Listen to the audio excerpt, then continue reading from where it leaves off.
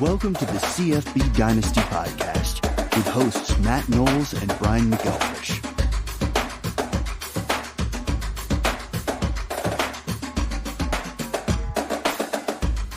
How's everybody doing out there this week? This week on the CFB Dynasty Podcast, we are going to be talking about the elation of getting the close victory, the heartbreak of getting the surprise defeat, and so many other things. We've got so much content this week to talk about. It is absolutely absurd. Not sure how we're going to fit it all in this show. But we're going to get right down to it with me, your host, Matt Knowles, and these two jokers up here, Brian McElfresh and Doug Gravely. Brian, Doug, how are you feeling after the very first week of full games for college football, the first week of college fantasy? How are you feeling right now? After going through the depression of the opening Thursday night of the Gators loss, it was great to kind of heal a little bit and watch some other great football and then some other surprisingly bad football like Clemson, which I know affected our boy Dillingham in the league. Going into that game as a down 3 points to Gordy. Gordy coming off the championship high there. And he just has Robert Gunn, the kicker for Clemson. Just needs 3 points, right? Should be easy with the point spread, over, under, all that stuff. And then the kicker goes for negative. That was rough. Well, then we had the absolute beatdown in the DFS.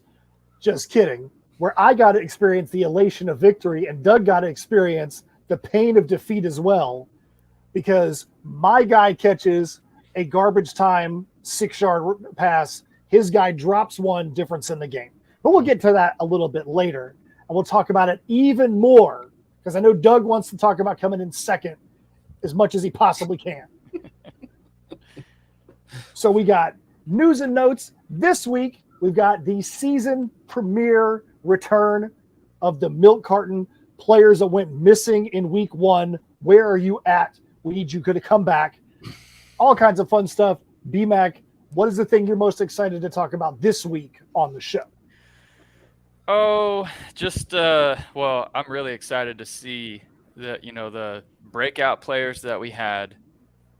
We'll see some of them in a moment of truth this week as they have a more difficult opponent. You think about someone like Jalen Milroe, who's like the top end of all top end athletes in terms of size, speed, arm strength, all that stuff. We get to see him at home against Texas, and pretty soon, is he the guy or is he just another guy? And we'll see. All right, so BMAC, Doug, talk about how the show went this Saturday. Saturday morning, you two are doing a little quick DFS starts and sits before the Saturday morning game start. How did that show go? Did you guys feel like it went well? Did you have good interaction with the fan base out there? Yeah, it was solid. I think it was fun and good. We tried to keep it kind of quick paced just to get all the questions in that we could, as far as start sit questions, and then going over our top plays for DFS. And I had a really good week in DFS, so hopefully other people out there did as well, like you pointed out, Matt, except against you guys. Against all the rest of the people, I did fine. I should honestly retire because I am undefeated in the CFB Dynasty host league. So I should just retire because I've never lost in it right now. I'm as fat 1-0. Boom. So BMAC, let's talk about the content schedule, just so people out there know when are they going to be able to get content from CFB Dynasty, whether it's articles online, whether it's shows, so they can be ready for when that content drops. Yeah, we're getting into the rhythm, right, of the season, which is fun. So it's incredibly fast paced for me, where it's like new stuff coming out every day. Sunday is our waiver wire gems post, and that'll be pretty consistent. Probably early in the morning, typically on Sundays. Tuesday, we launched the player rankings. We pushed it out to the Discord first yesterday as soon as those were done. And then we did the little social post today. And you get the treat of it being written as if it was an angry Nick Saban today on today's post. So I was proud of the little graphic we put together for that post on the socials this morning. Wednesday, we do this show, live rankings and lineup prep podcast, along with the DFS battle at the end between the three of us. And then player props article submitted to the Sporting News on Thursdays, as long as Super Draft has got all their player props up and ready to be bet, and we hit on all three of ours last week. And then we've got the DFS article on Friday, and then Saturday mornings, Doug and I, and whenever we get a special guest appearance from Matt, if he ever wants to join, if he's ever free, morning DFS and start sit live show, about a quick 25-30 minutes, and that way we can just be a small part of the morning, set our lineups together, and hopefully talk about in the Discord some of the winnings that we have. So that's the real gist of it, and we'll go over some of the more details of the rankings, etc. All right, so if you guys are out there, is this show running live, or are we recording this one today? We are live. That's what I thought. I was just testing you. So if you're watching this thing live and you got any questions, anything you want to give to us, get up on the Discord, put them in the Discord now, go into the chat that's right there for the feed, and let's see what you got. Let's see if we can get these things answered on air, and we'll go from there. So Doug, Brian, and I have been hogging up all the wavelengths right now. Do you want to run through the news and notes today? I can do that. Yes, Doug, give us the news and notes for Wednesday, September 6th, not in a hurricane. Not in a hurricane, correct. So, for those of you that are super excited about Ohio State, which we'll get into again later, Kyle McCord will start again for week 2. And Brady Cook has officially won the quarterback job at Missouri, named the starter. Zachary Franklin for Ole Miss looks to be doubtful for week 2.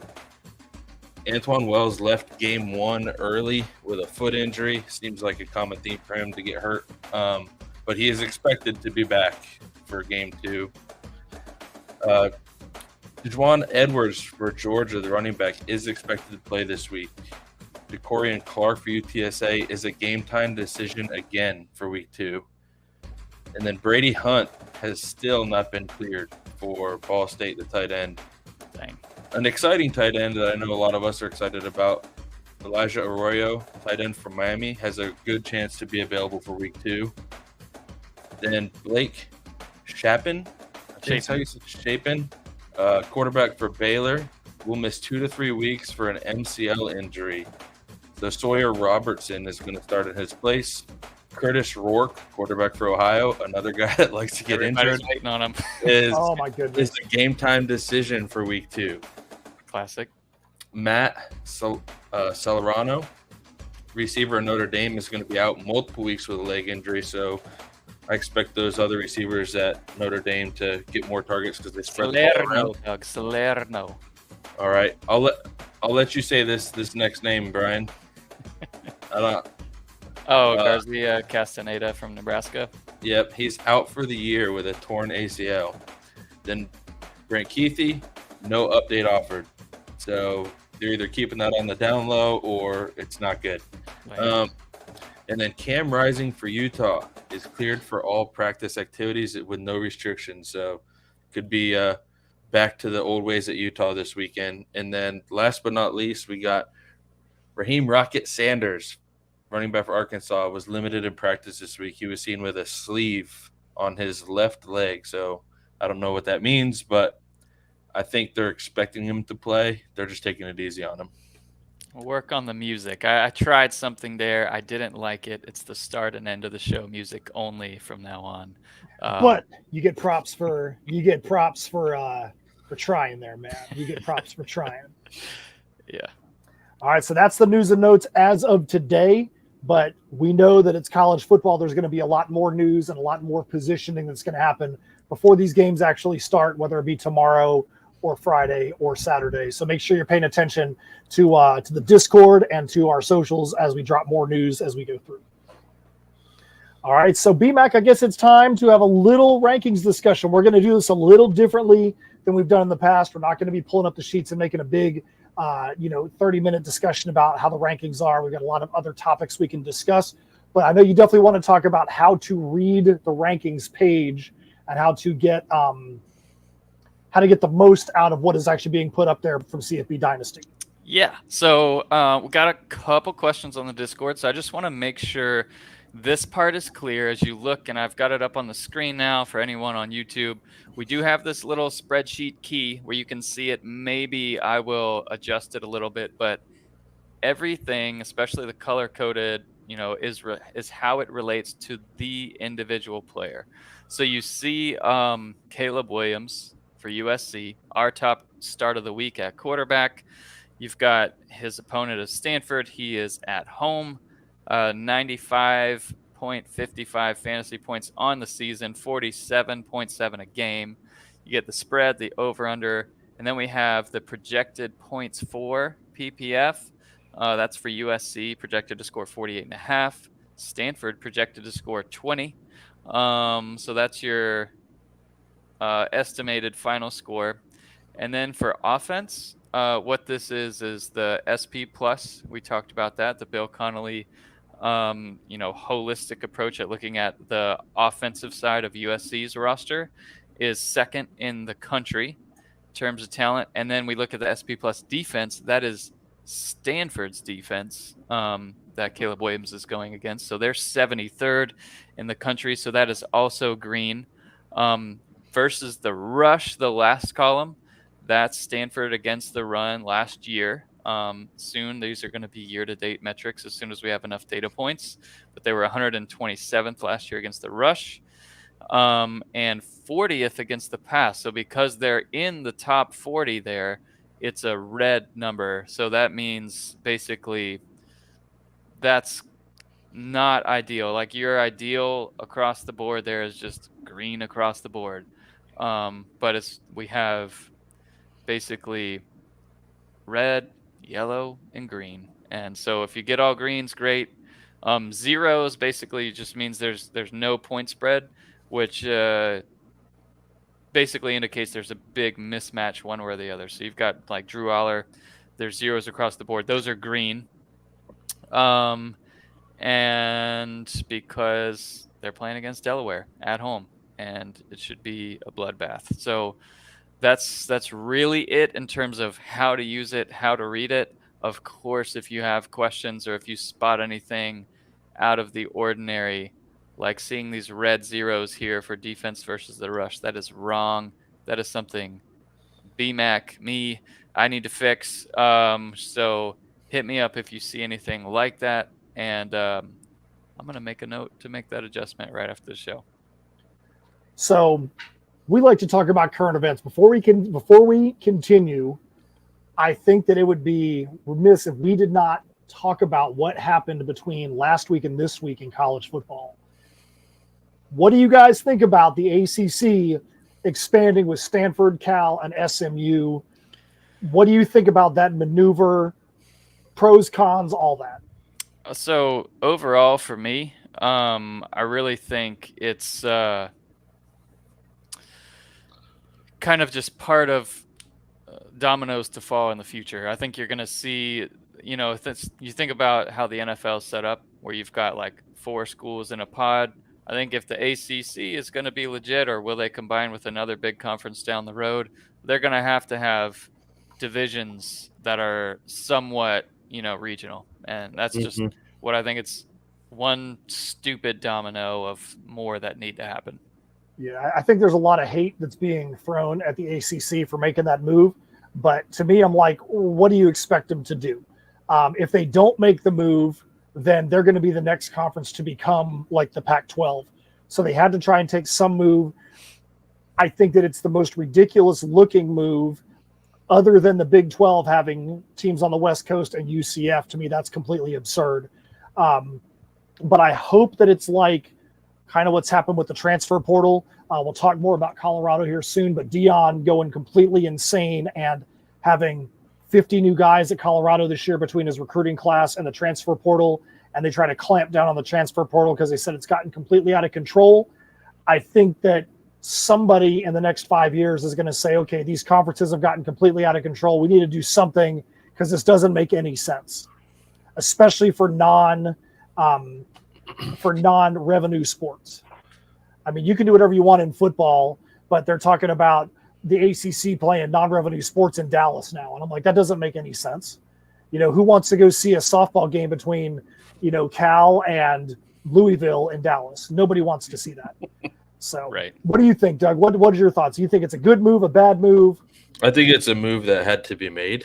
I don't like the fact that, these teams are traveling all over the place to play each other. But I think the ACC was kind of forced to make a move like this. The only positive, you talked about the transfer portal, that I see of these conferences getting bigger. One of the only positives is when you transfer in conference, you have to sit for a year. So it may prevent a lot of these kids from transferring as much because a lot of these schools are now going to be in the same conference and they're not going to want to sit. But at the end of the day, that's all going to go by the wayside, though. Like these will be, they'll be governed by the conference sooner than later, right, rather than the NCAA. So we won't have all these. We'll have actual rules, hopefully, that are hard, fast, and remove all the gray area. I think we're still waiting on Tez, right, from North Carolina, but should find out this week. Well, let's hope. Speaking about this week, we're going to move on to week 2. Part of the week 2 discussion is going to be taking a quick look back at what happened in week 1, and then we're going to give you some advice as we head into week 2. So, BMAC, I'm going to start with you. What is your very first piece of advice to give people as we head into week 2? It's really, again, just like week 1, play the knowns, avoid the quarterback battles like at Ohio State. And we'll talk about them here in a sad segment soon. But, and also look at some of the jumps. We want to see how these players perform in week 2.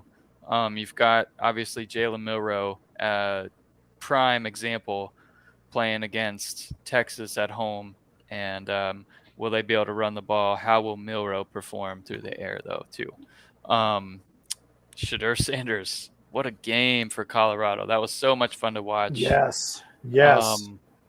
And we got Gus Johnson, and it was a great game. Drew Aller, talk about him more in a little bit, too, but he was very impressive. The O-line wasn't the best at protecting him, but he still is able to move around the pocket with ease and throwing the ball all over the field. He's got all the strength in the arm, all the, moxie in the pocket, etc., and, height, weight, speed of an NFL quarterback. And if he continues like he did against West Virginia, it's a Devy quarterback 1, someone that you should pick up now if you can. It's probably not, he's not going to get any cheaper throughout the year, I don't think. Jackson Dart, huge game for Ole Miss. We'll see how they do on the road in a fun game at Tulane this week. DJU had a really good game. Mikey Keene, who we expected to play well throughout this year, had a really good week 1. Shager over at Hawaii, Bucky Irving, Blake Watson, RJ Harvey. How about your boy, Matt? Ashton Genty. He looks like an NFL back. Oh, yeah. Sad for Doug. We'll get to that in a little bit, but dang. He's the real deal. I think he's running back 1 pretty easily for Boise State. I can tell you, I'm super happy about the fact that I gave Genty as my wasn't that my brisket lock for the season, my seasonal brisket lock. I just think that he's just shows, like you said, he's probably got the most upside of any back in college football right now, and that includes Damian Martinez and Singleton. I just think he just is in the right kind of offense. Boise State is well known for putting running backs into the NFL. They've got so many running backs. They've even got one that's going to be the starter in Minnesota right now. So you're talking about, they just are able to make that happen. They know how to develop those backs and find those gems. I'm just really glad to see him. And another guy that I talked about all preseason was Shedeur Sanders. I just felt like, with him going out there with his dad's not going to bench his son. And the talent they put around him, I think the way that they were able to create probably the game of the year in college football in week 1. It's going to be hard to find another game that's going to be that exciting all year. And he just came out and showed, he's the real deal. He's not some FCS quarterback that was a daddy's boy that just played because his daddy wanted him to be on the field. He showed that he's a true talent. People are talking about him potentially having NFL talent now. So I love seeing both of those guys jump up the rankings, and I think they're going to be here to stay. You got Thrash, who's living up to the preseason hype. He's moved right into that position for that OC, and kind of love seeing that right off the bat. Ashlock, the freshman at Hawaii, back-to-back games now, really good performances, and that's what you want to see. You don't want to see someone just catch 2 long touchdowns early in the year. Isn't he getting double-digit targets right now? Yeah, that's right. Yeah, that's something you always want to look out for, man. If you got somebody that's getting double-digit targets, that means that he's a big part of the offense. He's not just a flash in the pan, like you said, throw one big long pass and hope for the best. Exactly. Looking for touches and targets. That's absolutely right. We value that in the waiver wire gems over anything else. Trey Harris at Ole Miss. We'll see if he can keep that going. Jalen Polk, another. He's just the next guy at Washington. He's someone, if you're in a keeper league, a dynasty league, Jalen Polk for Washington is someone to get now. He's at his cheapest point this year because he's going to play the third receiver, but he's legit NFL potential, and they're in a premium offense. So as long as they have a quarterback that steps in and does well next year, Polk is legit. Keandre Lambert-Smith at Penn State looked like he could be the primary target for Drew Aller at Penn State, and then Urasek. He's someone who, regardless of when you look at our chart and you see the projected points for Stanford, they're never going to be impressive, but he's the go-to guy in that offense. Start him every week. All right, good stuff. So that's some of the initial advice that's right there. So you always want to be careful about beatdown games. For the first week of the season, we saw some incredible beatdowns. Those can be feast or famine when it comes to fantasy football. Weeks 1, 2, and 12 are normally where you're going to see some of the most insane beatdown potential games in college football. And week 1, we had some games where people are scoring 70, 80 points. That was intense. And the way it could be feast is because you might have a guy that comes in and gets big touchdowns, big yardage, but you always want to be careful because you might start a guy in one of those games who might only get in for a quarter or two. Yep. Because they're not going to risk their starting quarterback when they're up by 50 points. So I think now, unless you guys have something you want to talk about those beatdown games, I think it's time for the first time this season. Doug, you've never been a part of the milk carton. Have not. So here's how the milk carton goes. What the milk carton is a guy that you thought was going to do so good, but then you go to the grocery store to get yourself some Nestle Quick. You reach on the shelf and you look at the carton and there's a picture of your guy and his fantasy performance has gone missing. What's going on with him? So Doug, when we talk about the milk cartons, you have to talk about your milk carton with emotion, like you're about to cry, like you just can't understand why this guy's done you wrong again. So Doug, I'm going to start so you see how it's done. So my guy on the milk carton this week, the Damian Webb, you've done it to me again. Last year you had games where you were so good, and then games where you disappeared. We talked about you, we had you high in the rankings, and then you go and you throw a 2.6 points at us. 2.6 points. As a starting running back in week 1, you cost people games, son. Cost me money in DraftKings. You need to get off the milk carton and be the running back that we know you to be. Come on, the Damian Webb. Do better, son. Now, Doug, who is on your milk carton for week 1? I don't know if I can do it as good as you, buddy, but same. My milk carton for week You got to do it with emotion. Don't do it with emotion, Doug. I need to hear the tears rolling down your face. I'm not an emotional guy. I was a Jags fan for years, bro. All my emotion is gone. So I'm going to have to say, though, any Ohio State wide receiver right now. It's rough being one of those guys, and sometimes you just wish they could just throw it to themselves. I don't have any faith in that quarterback room, and I don't think that's going to change for me. So, Harrison, just play quarterback and receiver. Throw it to yourself. Throw it to Aguka. Get your brothers involved, because I don't think your quarterbacks are ever going to get them involved. I have a little more optimistic view, which is not what this segment is, but well, then don't be optimistic. I think they're going to be fine, and they've got the schedule to warm up a little bit. But for fantasy purposes, that's what I'm saying. For fantasy purposes, they are not going to be fine.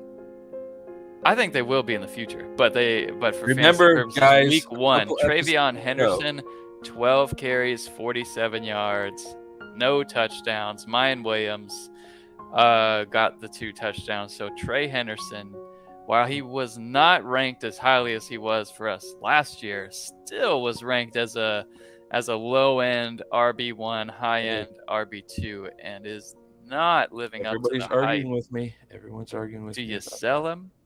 I don't know yet. That's a tough one for me. But dang, where are you at, Travion? Where are you at? B-Mac, I thought you had one more for everybody out there from Clemson. I think a receiver. No, let me go with Jordan Curley real quick. SMU. So 1.5 fantasy points out of that offense, and what was supposed to be the premier wide receiver in that offense. I didn't see it, and now they get Oklahoma this week, so that's going to be a bust and then a sit, and that is not what I expected when I drafted Jordan Curley. So come on, dude. Need you to pick it up here. And then lastly, Cade Klubnik did not look comfortable the whole game. He had a couple drives where he looked comfortable near the end, but dang, that offense with the expectations coming in with the new OC who had been at SMU, had been at TCU, and had massive improvements in those offenses. Yeah. 7 points against Duke. Ain't it? Yeah. So Duke's defense was all over the place, but Klubnik definitely was throwing some balls into the dang stands. There was terrible throws in that game. Yeah. All right, so that's our milk carton segment for the week. We hope you guys like that. If you guys out there are watching this and you want to see more emotion out of BMAC and Doug, let them know that you need to see the tears flowing. I literally had to wipe away the tears. I was pulling out that emotion so much. But let us know if you want to see more from BMAC and Doug out of that segment. All right, so let's go on to some breakouts for week 2. You guys are most concerned with getting some help for your week 2 lineups. So by now, the breakouts, who are some of the guys you want to see people going out there and looking to see if they're on the waiver wire? Not really waiver wire starts and sits and pickups, just guys that you really want to make sure you buy now because they probably are undervalued. So I'll go ahead and start, and we mentioned him already, but Ashlock, receiver out of Hawaii, he has, from what I understand, flown off some waiver wires in some leagues of some guys that I know. People have, excuse me, people have already picked him up. 241 receiving yards and 3 touchdowns in 2 games. And, I mean, the other receiver there is fine too, but he just looks to be the guy. And then my other one, freshman too, right? Yeah, is Deion Burks out of Purdue, another double-digit guy, 152 yards, 2 touchdowns this past weekend, and I just think they have a better quarterback at Purdue to be able to get these guys the ball. So Burks is another one for me. I'm going to sound repetitive. Sorry. No, you go. But for me, it's Drew Aller. I couldn't believe he made it on our waiver wire post this past week. He's available in more than 50% of the leagues. That's what that means. So he's one of those guys who was probably ranked in the 30s or so going into the year, but I would not be surprised if he finishes in the top 15-ish for quarterbacks. But love what I saw from him if you watch the game, you understand it. But Drew Aller has huge potential this year. I want to go back to Ashlock real quick. The reason why I think Ashlock is somebody you want to go and target, a lot of times when you have those week 1 and 2 performances, it's fool's gold. And it's fool's gold because your guy go out there, have a big performance against FCS team or against somebody they should be beating down, and then we go and play solid competition and they just disappear. With Ashlock, it's the opposite. Ashlock played home against Stanford, and then he went on the road at Vanderbilt. And Hawaii historically does not do good when they travel to the mainland. And in those 2 games, he had 9 targets and 12 targets and put up over 100 yards. He scored in both games. So Ashlock definitely looks like the kind of guy statistically and with all the metrics, that's the kind of guy that is going to be able to perform really well and when he gets into the conference for him. So we have a funny little comment here on our podcast, and this may be somebody's breakout, I don't know, but Matt said that Graham Mertz is the greatest quarterback of all time. I don't know. For the record, that's not me. That's not me. I didn't say that. Matt, but so if you saw me laughing a little bit while Matt was talking, it wasn't because about what he was saying about Ashlock, but it was definitely the Graham Mertz comment got me a little bit there. Whatever. I don't know. So if you saw our little Gators video that we put up there on YouTube, it's I think probably already our most viewed video ever, and it's really just my vibes as a Gator fan, and it was definitely overly dramatic, but it's doing well out there with a bunch of comments and whatnot for one of our videos at least. All right, so we got a new segment we're going to be debuting this week. It's called The Barbershop. B-Mac, why don't you tell them what The Barbershop is and why? It's basically players you want to go cut off your team, basically. So what kind of cuts do we have out there this week? For me, I'm thinking about, and I'm going to give them a couple more weeks before they play Florida State. Let's see how they can turn things around against not the formidable Duke defense, but Clemson wide receivers. What I saw to Klubnik and that whole offense, other than Will Shipley, wasn't great. So those are ones that are like on the chopping block. I've got them right there, laying on the cutting board next to my knife. How about you, Doug? I'm gonna have to say, of the people on my team, it's gonna be George Holani for me. Yep. Unfortunately, you've got a guy that had over 1,300 yards last year and literally split the carries 50-50 this week. Most of them were in kind of garbage time in the fourth quarter when they weren't going to come back. And, and this is nothing against Ginty because I think he is an outstanding running back. But it's just so hard for, a guy like, I would have to imagine it's hard for a guy like Kalani to sit back and be like, okay, the heck did I do? You know what I mean? But if you look at it, Ginty is more explosive as a receiving running back. And I think that maybe not as much on the running side, because I think Kalani is a great running back, but Ginty is just all around more so what people look for, I think. So I'm gonna go the opposite direction there. I think that Holani is a difficult cut just because he's gonna still get his games. There's gonna be a game or two this year where he's gonna blow up, and I would have a tough time if somebody put him on the waiver wire, not snatching him up and dropping him on the end of my bench. Right. Holani, I can go with. He's somebody you might want to keep your eye on to maybe make a different move. But I think he's still going to get his carries. There's going to be a game or two where he's going to blow up and still show that he deserves to be in there. But staying with the thought of going the opposite direction, I lost every game other than our DFS game this week. Across every league, I lost every game. Why did I lose? Because my bench decided they wanted to play. I had Shador Sanders on the bench.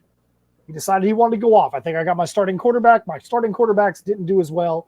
But my running backs, I had guys in the home league that I held over that I wasn't sure if I should have kept them or not. This week, every one of them proved to me why they wanted to, that they need to be held over. Amari and Hampton, 15.7 points. Ches Maluzzi, 31.7 points. Henry Parrish, 15.5 points. So now I got a conundrum.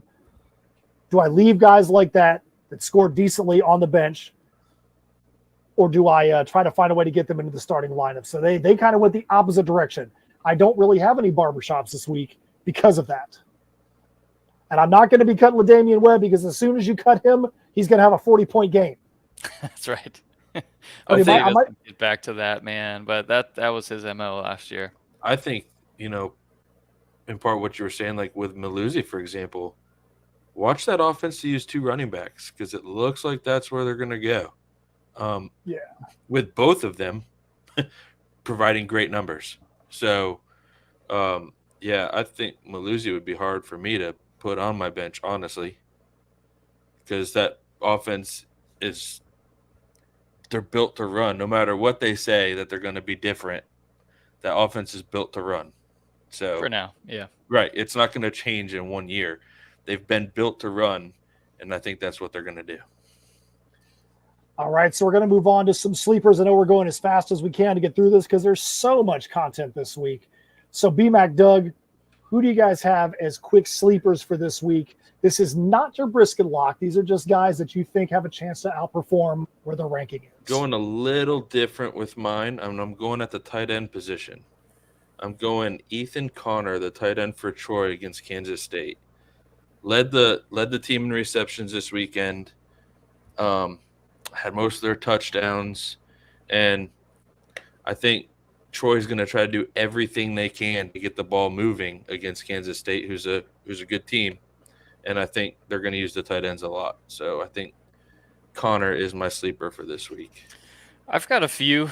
Michael Pratt is one that is definitely an unnecessary fantasy risk on most lineups where you probably have someone else because it's week 2, because there's a bunch of beatdowns. You probably have someone else who's a safer play. We've got him listed as the 33rd quarterback. They're playing at home, hosting Ole Miss. This is going to be their Super Bowl. Like, this never happens to have an SEC team come and play at your house. Tulane and that environment's going to be incredible. It's projected to be like a 28-36 loss for Tulane, but you never know, man. That could be a shootout, a bounce a ball here or there, and maybe it's a close 35-38 game where Pratt burst onto the national scene as if he didn't already, I guess, against USC in the bowl game last year. Javonte Barnes got the majority of the touches for Oklahoma, so I like to see them against a tougher opponent this week. SMU, we'll see if he can get that up from 13 to around 18, 19 touches. So I've got him as a potential sleeper pick. And then one more, Caleb Hood is going to have hopefully a bounce back game, 7.5 fantasy points last week. But him against UAB at home this week. Love Caleb Hood this week. And I know I've been giving LaDamian Webb a bunch of hate. I've been riding him really hard. But I do think if you go with the metrics, he's a sleeper this week. He is currently 44th in the CFB Dynasty rankings. He is well known for having garbage games followed up by crushing games. This week they've got Southeastern Louisiana, and those are the kind of games where LaDamian Webb, if he plays healthy, which he normally does, if he's healthy, he gets to play most of that game. He is going to put up some stats. That's what the metrics say, even though he finds ways to get himself on the milk carton. So I do think he's a good sleeper for this week. We do have a couple questions from the Discord after we get through our sit candidates, so I can throw those up on the screen potentially, or we can talk through those. Yeah, let's go with the sits real quick. Let's get the sits, and then we'll go to the questions from Discord. So, Doug, who do you got as your sits and why? So a guy that has been somebody that I've been able to lean on for a couple of years, but gotta sit Frank Gore Jr. against FSU this weekend. FSU just looks like a different animal. And then maybe a surprise to some people, maybe not. B-Mac and I talked about this a little bit. We played some golf yesterday, but Dylan Edwards is going to be a sit for me for Colorado with and his name eludes me. McCaskill is supposed to be back. Edwards only got 6 carries. He made the most of his game on the reception side. So with McCaskill coming back this week, Edwards is probably a sit for me. Yeah, it's about touches, not touchdowns necessarily, because it's those long touchdowns, you can't rely on them every week. And he caught 3 of them, ran 1. And they play Nebraska, who looks to be a much better defense after week 1 than TCU. Yeah, we'll see. It's funny looking at the Discord. A lot of people overreact week 1. It happens in the NFL. It happens in college football. That's just part of being fans. But people are in the Discord. They want to vent about Marvin Harrison. Of course, I agree there. But other people, like someone in my league dropped Rocket Sanders, and then someone else someone in my league dropped Matthew Golden already. Crazy. People are I know. They're dropping these people. It's like, wow, way to overreact. Marquez Cooper was another one. That's a big overreaction. So B-Mac, but you don't know anything about overreactions, right? I mean, being in the Gainesville area, we didn't see any overreactions about what happened with the Gators this past Thursday, right? I mean, this stuff that was online about the Gators, and maybe it's true, they're calling for the coach's head, and the way they were talking about it, I think they mean literally. But at LSU too, people are going nuts. They want to fire Brian Kelly. I think that's just part of fan stupidity. Like, a rebuild. Not everyone's Deion Sanders. He's his own guy, and what he's done, through 1 week so far has worked. And like Doug said, we'll see how bad TCU's defense is as we get more data points. But if you're gonna be in rebuild mode, be in rebuild mode, and I think that's where Florida needs to be. You should be as good as you can while you're in rebuild mode, but that's just part of the game to me. So as far as sit candidates for me, I'm worried about 2 players that are like prime debatable guys. Like do you always just start your stars? You've got Xavier Worthy at Alabama this week. Best secondary he'll face all year long. And Alabama's secondary looks to be improved. They were gashed though against Tennessee last year. So we'll see how that whole receiving core goes. But last week you saw Worthy, man. He's just the guy, even with that enhanced wide receiver core at Texas. Do you start him? Do you sit him? And then I've got Rasheen Ali as another one that I'm worried about, where it's a low over-under type game. It's not what you expect. It's not like they're playing against Georgia or whatever, but it's still, they're playing against ECU, and it's a low over-under game. A 24-21 type of score is expected there in that game, and Ali will get his touches. But as you have a lot of oversized games or overmatched teams here in week 2, that's going to be a tough one to start or sit. All right, so there you go. So that's that is our news, notes, starts, sits, barbershop, all the fun stuff. Now we're going to go to what you guys want to talk about on the Discord. So B-Mac, what are the questions? What are the comments we got from the Discord? Yeah, I've got 2 of them. Good conversations on random people getting dropped in the leagues that they're in. It's pretty funny to see how just different leagues are in college fantasy football. But here's one from AH90909. Should you take stock in running back carry distribution for teams that played against an FCS team week 1? Rodney Hammond only getting 5 carries as an example. for me, the answer is easy. No, I don't take any stock in that whatsoever. No, I agree with you completely, because they might be sitting guys, might be having them get over, a nagging little injury. That's where you're going to get. It's basically a preseason game. And so you may have a guy that's going to get more carries. You definitely, I think sometimes you want to go look at the game cast and see when are the guys getting these carries. If you've got a guy that's getting carries in the third and the fourth quarter in a beatdown, that might be his season. That might be the time he's going to get one of those 4 games before he gets redshirted. So be very careful about overemphasizing those carries. Yeah, they could just be seeing, like you said, preseason style, seeing what they have after these guys. So it's a way for them to get some actual in-game touches. So I wouldn't be too concerned. All right. So here's the other question. How do you feel about rostering Travis Hunter going forward? And for me, it's something we have never seen before. Someone play that many snaps on both sides of the ball. He's going after it and dancing after the game. So it's wild to think about how many targets he got and how great he was on both sides of the ball. There's no question to if he's an athlete or not. I don't think that's a question.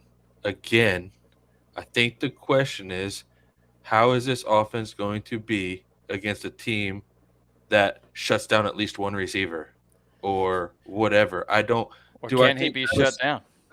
What's that? Can he be shut down though? Like, is he just when you're giving him 12 yards before the play even starts? I mean, come on. Yeah. He's 175 pounds. Knock him on the ground at the beginning of the route and see how he recovers. Knock him off his route, see what happens. Like, I could probably run a 4-yard out and come back and catch a ball if they're giving me 12 or 13 yards. Like, now this podcast has gone too far. I'm just saying. It's hard for me to legitimately say he's going to be an 11 catch guy every week when you got defenses that aren't going to give him 12 yards of. No, I mean, it really just depends. What's the player pool? There's a lot of different things. How much does it cost you to get him? Yeah, right. Like if he's cheap and available, yeah, I would go get him, but I certainly would not be paying any kind of high price. There's a laundry list of receivers I would rather have right now. But I like Travis Hunter. What a great player. And you think about Devy, like, what's he going to be? Will he be a corner in the league or will he be a wide receiver? He's definitely getting to the league. And a lot of scouts think he's a far better corner than he is a wide receiver. But maybe that'll change over the course of the year. We'll see. But I'm not yet paying a high price for him because I don't know how bad that TCU defense was. And as you get into week 5, week 6, how many snaps is he really playing? Because I don't think he's going to be playing 110 plus snaps a game. I would say taking nothing else into consideration, if it was just yes, no, should you roster him? Absolutely, because why wouldn't you? You can tell that he is somebody who's going to be a star there. Yeah. My hang up is what you said, BMAC. Pay attention to if he starts getting less snaps because he can't play both sides of the ball. Does Colorado need him more on the defensive side or the offensive side? And pay attention to that because he might still be a star, but he might not be a star that can handle 140 something snaps a game. Right. And so, but that would be the only downgrade, but I'd watch him, but I would roster him quickly. So is there anything else from the Discord or are we done? That's it. Discord. All right. So we wanted to make sure that today we talked a little bit about the CFB Dynasty Open League, the CFB Dynasty Home League. So in the Open League, we have 24 teams. Everybody's able to pick up guys on an auction basis. Everybody gets a doubleheader every week just for the sake of fun. As my late brother used to say, more games equals more fun. So we've got more games. Everybody plays a doubleheader. And I lost both of my games. My team was terrible. But shout out to Oaktown 510. He had over 200 points on his team. He crushed it. And we'll make sure we give a reverse shout out. So I don't know if that's a be silent for Wrath State. Homie had 63 points in week 1. You got to do better, Wrath State. And then Doug, BMAC, I expect when you go back to the office, you guys are going to be giving Carissa some beef because Carissa is currently in 23rd out of 24 teams. Well, Doug is in 22nd, so. But you're one spot ahead of Carissa, so you can give her the beef. Yeah, I'm 1-1. Kind of a rough week there. Really, Savion Williams could have been on the milk carton segment for me because I've got him in a few different leagues. But yeah, Oaktown, man, with the lineup. KJ Jefferson goes for 28, Rasheen Ali, Devin Neal, Shepard from Vanderbilt. He's got Thrash, Javonte Wester, who I think is going to only get better, Luke Lachey, and then Jaden Ott. And if his Clemson defense didn't disappoint, he would have kind of spread his gap between him and the rest of the league. So 2-0 for Oaktown. Yeah, heck of a start. And looking forward to seeing how things improve in week 2 for me. Yeah, I need Matthew Golden to step it up a little bit for me, and I need Wiggles to come back for Ohio, and I would have been fine if Wiggles was back and Golden performed like he normally does. I would have been fine, or like we expect him to. So right. So if you are not in the open league, you're like, man, I'd love to be able to play with those dudes on the CFB Dynasty podcast or some of the other sports writers or fans that are out there.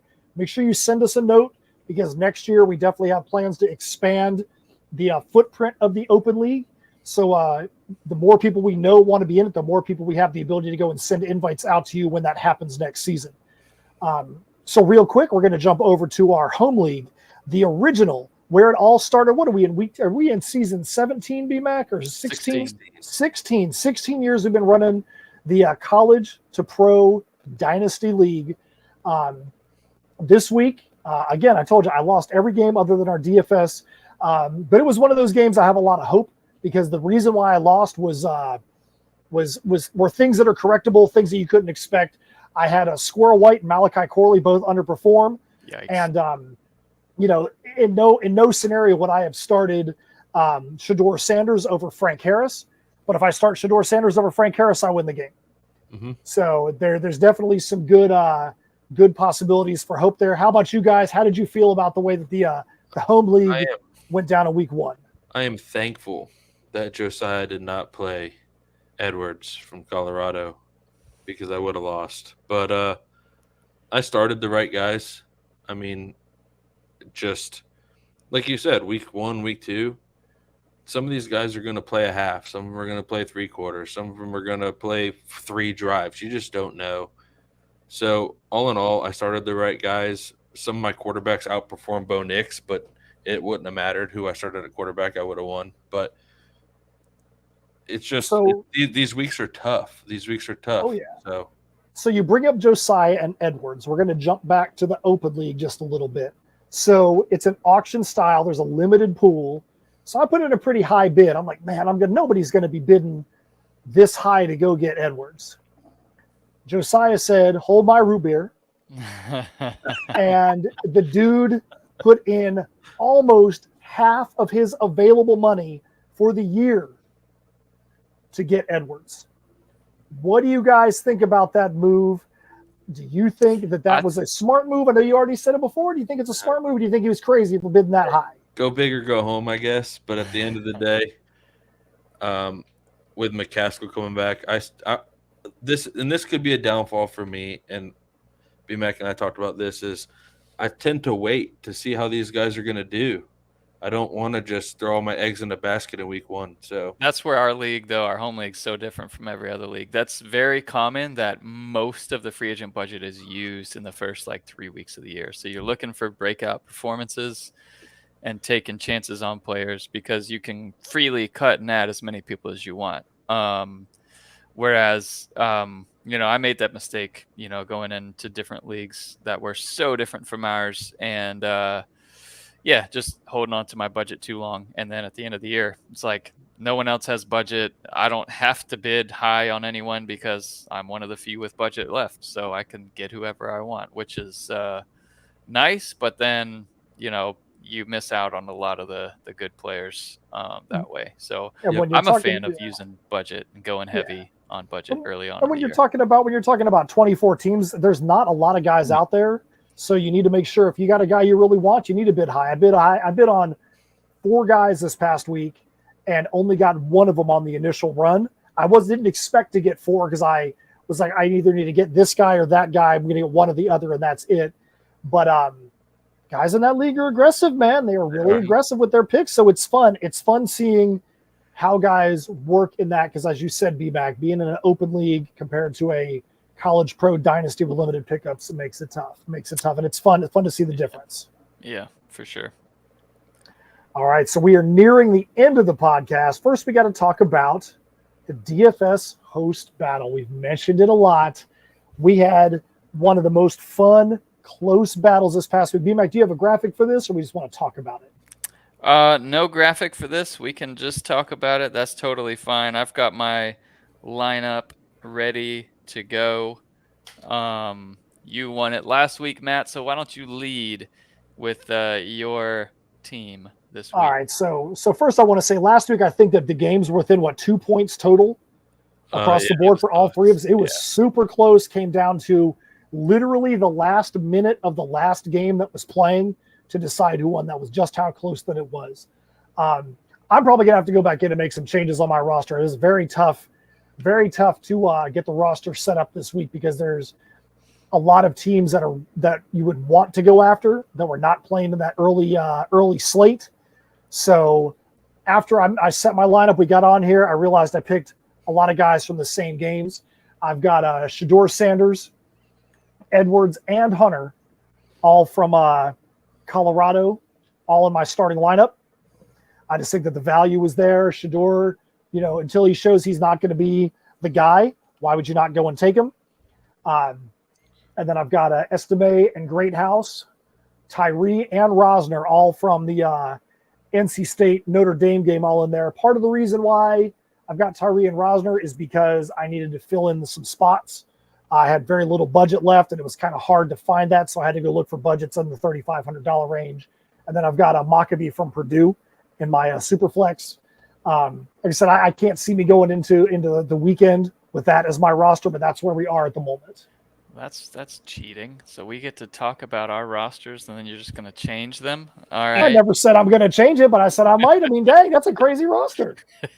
Go ahead, B-Mac. All right, so I've got Will Howard as my quarterback. He's at 8,900. I had a tough time with the quarterbacks available at the noon games. Normally, always in the super flex, I've got a quarterback, but this time I don't. So yep, same with me. Rasheen Ali at $4,800. Stupid not to have him. I can't believe he's that low. Everyone probably should go play him. He's averaging, whatever. He had 30 fantasy points last week. Even though they're only going to score about 21 this week for Marshall, I still think he's going to get his. And then also, Matt, I do have Maccabee too as my other running back at 6,300. Felt like a big value. Felt like a big value right there. Yep, just trying to get value. That's the name of the game here. I like, for whatever reason, when I set my lineup, I'm trying to reserve value for the super flex and the flex as I go along. Barry and Brown I have for Kentucky this week against EKU. He didn't do a ton as a receiver. Did return a kick for a touchdown last week, but hopefully he'll get a catching touchdown this week. And then Roman Wilson at Michigan at 5,400. Yasmin, tight end for Utah, starting in place of Keithy. So I like him at 3,600. That's a great value. And then in my flex, I've got Evan Stewart, who is just a flat out superstar. Like he's incredible. So sad to trade him in our home league, but on the other end, at least I got Breece Hall in that deal because I needed help on the NFL side of things in my running back room. And then in the super flex, I've got Judkins at 8,100. I think you get a heavy dose of Judkins on the road, unless Dart just does his thing like he did last week, but we'll see. I like Judkins a lot this week either way. Doug, what you got? I went J.J. McCarthy in my quarterback spot, and he was the last roster spot I had to fill. I went with the other positions first in a way to try to save money for what I thought was going to be a good quarterback. I went Gabe Ervin, running back for Nebraska at 5,400. DJ Giddens at 5,800. Then Burks for Purdue at 4,800. Cornelius Johnson for Michigan. That's a big value right there. Cornelius Johnson from Michigan, receiver at 5,700. Evan Stewart at 71. Micah Bernard at 61 in my flex. And then my super flex, I've got Hudson Card at 6,000. I almost went with Card too. Yeah, I like that pick. So zero money left over. But like I said, I wanted to spend big on my QB1 on this. And I like McCarthy against UNLV. So we'll see what happens. All right, well, good stuff. I may not go in and switch my lineup, seeing how I had 5 minutes before we got to the show to be able to get that thing set. We'll see what's up. But seeing as how I am undefeated, I might have to give somebody else a chance to get the dub this week. But then again, maybe not. Thank you for the consideration there, buddy. All right, so we have reached the end of the broadcast, and that is the time to talk about our brisket locks. All right, so last week, how did your brisket lock perform? Should you be still giving us brisket locks after your brisket lock from last week? Doug, how did he perform? He was 4 receptions for 41 yards or something like that on, I believe, like 7 targets. But I don't know. That offense, it's their quarterback's insane, and he loves having the ball in his hands, whether it's throwing it or running it or what. And it's hard to pick a UCF guy, but I mean, 7 targets, I can't go wrong with that. But it is what it is. We'll see what happens with that offense. But just their quarterback is nuts. So what about you, B-Mac? How'd you feel about Jalen your Knighton, I really liked how he was used in the SMU offense. I think he's going to have a big year. He didn't score a touchdown, though, so that really hinders his performance in the fantasy realm. But 17 carries, 64 yards, also a couple receptions in there. So I think while he'll have a good year, week 1 is probably going to be one of his worst performing weeks. And, so that one, while he had 19 touches, none of them resulted in a touchdown. We'll see more from Knighton over the course of the year. So I said Brennan Armstrong from NC State, their first game back. Couple things I learned from that game is that UConn is a much improved team. I don't know if there's a lot of guys on that team that are going to be fantasy relevant. Maybe their running back is, but UConn is definitely not the scrub that they've been over the last couple of years. Definitely a team that is going to be having some good games, probably get an upset or two this year. But Brennan Armstrong, he had 28 points. He performed admirably. The thing that was interesting about that game was Brennan Armstrong had 19 carries for 96 yards and 2 touchdowns as the starting quarterback. There's a lot of designed runs, a lot of called runs. He is sneaky and shifty in the pocket. There was times he probably should have been sacked 5 or 6 times, and he found a way to snake out of there. So I felt good. I mean, was he one of the top quarterbacks of the week? No, he was not, but he still you could have won a game with a 28-point performance out of your quarterback in Brennan Armstrong. All right, B-Mac, we're going to start with you for this week's brisket locks, since you're the originator, you're the innovator, you're the reason why the brisket lock exists.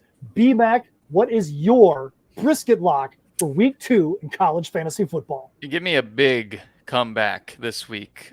Caleb Hood, we've got him 32nd, 7 fantasy points last week. A lot of touches, high scoring game against UAB at home with Georgia Southern. Give me Caleb Hood this week.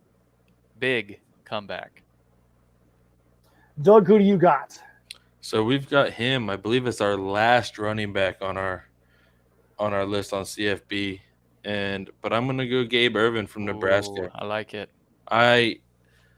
You kind of saw what TCU's running backs did combined against Colorado's defense, and there was a lot of people that were frustrated with the split share between Gabe Ervin and Anthony Grant. But I think Gabe Ervin, as the days and the weeks progress, is going to come out as the number one guy. And I think this is a week he's going to show why he should be the number one guy in Nebraska. All right, I'm going to go with the guy that has rocketed up. He's all the way at number 15 on the list, but I still think he has a chance to outperform, and that's Nick Nash, wide receiver from San Jose State.